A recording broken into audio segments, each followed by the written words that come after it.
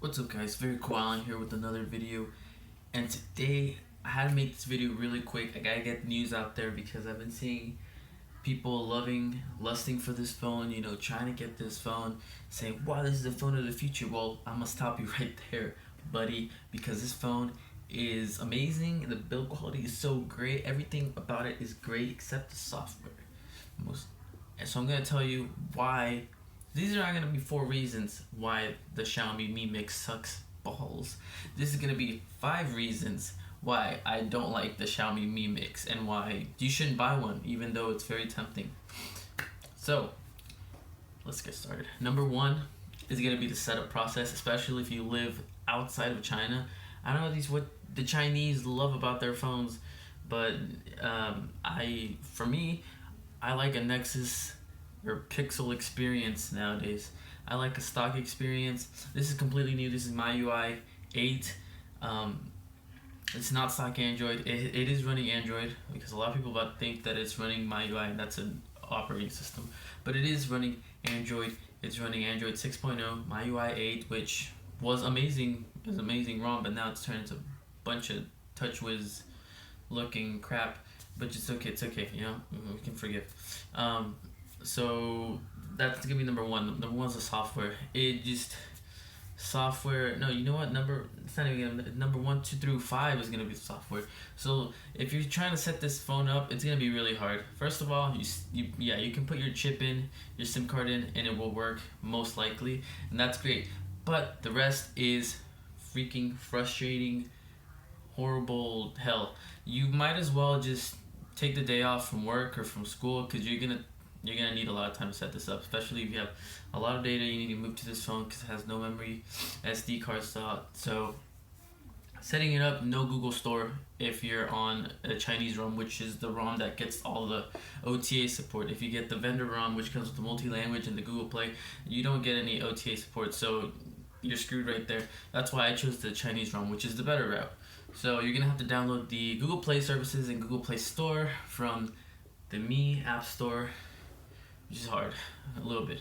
You do that, and then after that, you're gonna have to sign into your Google account, which seems a little bit easier. Okay, after that, it gets a little bit harder because then you have to start downloading everything, and some apps will not be able to show up, like Amazon won't show up sometimes, and you're gonna have to tweak a lot of these things to make sure that everything is in English, everything is accustomed to what you want on your phone. So that's gonna be hard. And then setting up the APNs for the SIM card, so your MMS works, so your SMS works, so your internet works. By the way, if you're trying to use a third-party messenger, like text messaging app, not Facebook Messenger, like a text messaging app, most likely it won't work for picture messages because I haven't had any luck and I've tried everything. So that's issue number 1. Issue number 2 is gonna be, I don't know what these Huawei and Xiaomi phones and their Chinese counterparts, I don't know what the problem is, but they don't like to push notifications and you have to do a lot of crap so you can actually get it to work. I'm not gonna lie. Nexus, put it in, type in your account, everything syncs, it's beautiful, it's wonderful. I love the Nexus. I love the Nexus. I love how everything works. This is very frustrating, the Xiaomi. I'm not gonna lie. You have to literally, not literally, literally go to every single app individually, turn on the permissions, and make sure you accept all the permissions, make sure it's a priority app, make sure you put everything to push notifications, and make sure you have every app that you want. So if you have 200 apps, you're gonna have to pick which apps are most important to you.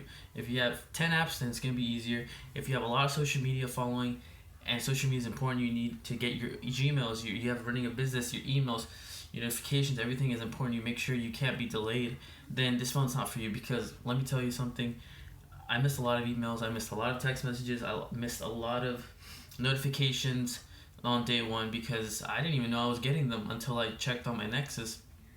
I had tons of them because this thing won't notify you and it's stupid. It just won't do it. So you have to do everything individually. You have to make sure everything is in tip-top shape. monitor everything, and sometimes it'll miss it, but that's fine because sometimes my Nexus will miss stuff too, or it'll take a while. So you can't just give it all fault, but it's in a lot of fault. And I don't know why. I've read a lot of Xiaomi and the Huawei phone. So if you have a Huawei phone that's not a Nexus, like a stock Huawei phone, a stock Xiaomi phone, then good luck to you. I feel really bad for you. Good luck in your life. You probably don't even know what it is to have nice notification settings because you're used to some Chinese bullshit that doesn't work right. And I know some of you are like, yeah, man, it works all the time. Yeah, I fucking doubt it. This is more of a rant, sorry. So that's number 2. Permissions, it's terrible. You have to also make sure you turn off the battery optimization because that will kill apps. Okay, so that's number 3 is gonna be the memory management. This thing has 6 gigs of RAM, kills everything. I'll start playing music, halfway through the song, it'll stop playing. I'm like, what the heck is that? Sometimes it'll close out of apps as soon as I exit them. I'm like, this thing has 6 gigs of RAM. Why is it pulling a 1+3? So turns out memory optimization is really set to high. It's really aggressive on killing apps. So you have to go to the settings. You have to turn off that. Then there's another option called optimize my UI. You have to turn that off as well, which is really annoying because you have to do all these extra things that you've never had to do before on like a Galaxy or an iPhone or on Nexus or one of these normal phones. So you have to do that on this one, which is really annoying, which also kills your push notifications. It kills your apps. Sometimes important apps, you're browsing through the web, you gotta go to the messaging app, you gotta do this other thing on the other app, then you go back to the browser, boom, it's crashed, it's dead. It's terrible. So that's that. Number 4 is gonna be the internal audio player. This is a pro and a con. Okay, the pro is that it drives headphones with high impedance. So if you have some headphones that are on the Nexus, which has a shitty, terrible amp inside, doesn't drive headphones well. This one will drive them well. But if you have like a car stereo, you plug it into your aux. You're supposed to put the source volume all the way max, and then you start turning the volume. That's rule of thumb.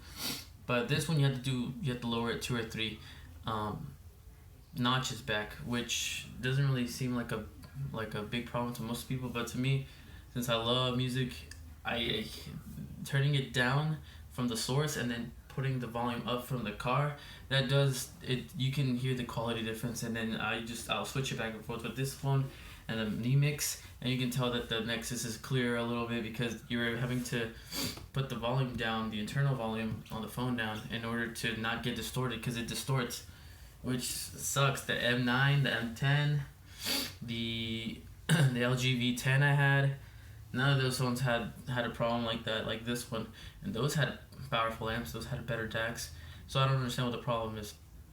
That's number 4. Alright, number 5 is going to be the camera. The camera is not good.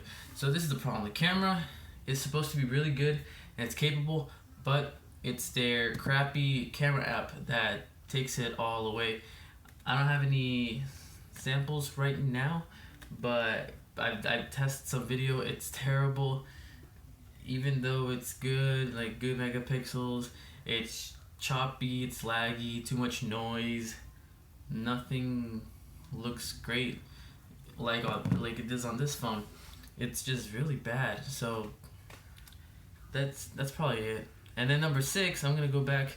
Number 6 is gonna be how fragile this thing is.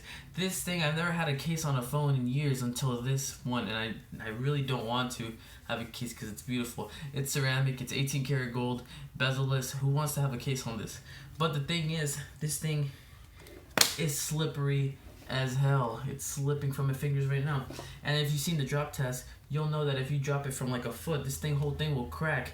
And there goes your $1,000 phone that you just paid for with no insurance, with no warranty, with no nothing, that you bought from China from some guy in probably a basement in China or something, There you go.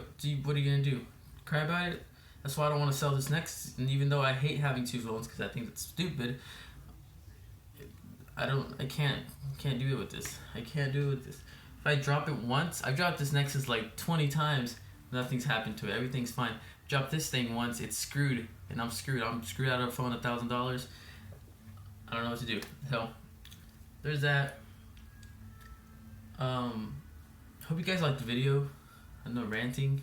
Right now it's a 10-minute video. I'm hoping to cut it down to about 5 minutes, if anything.